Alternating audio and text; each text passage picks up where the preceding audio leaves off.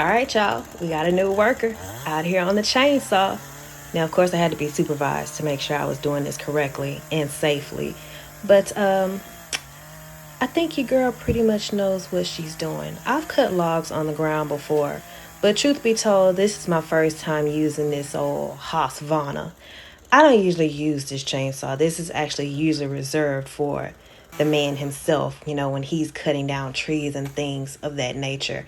I tend to use another chainsaw. We'll just put it that way.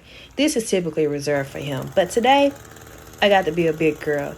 I got to play with the Husqvarna and cut some logs up and make firewood for the family because they love to burn their fireplace. So we cut some trees down at the property, brought them out to their house, cut them up in the log size that's good enough for them to go into their fireplace. And once the mister was approved with my process and saw that I can safely use his Husqvarna, he's in the background cutting up kindling so they can also use that for their fireplace. They're really big on using the fireplace when we get a little cold spell here in Texas. But as you can see, he's back there working on his. He has on his red, orange chaps. I have on my full coverage black chaps.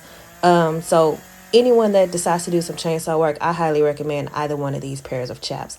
Here's a kind of open in the back. Mine are fully covered. They go around my calf up to the back of my thigh. But again, they are great because if the chainsaw happens to jump and hit my leg, it immediately stops the chainsaw. It doesn't cut through.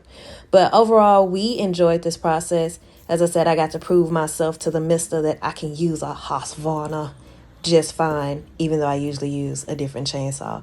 And the family was happy with all the wood that they received. And so we got them off to a good start to prepare for a Texas winter.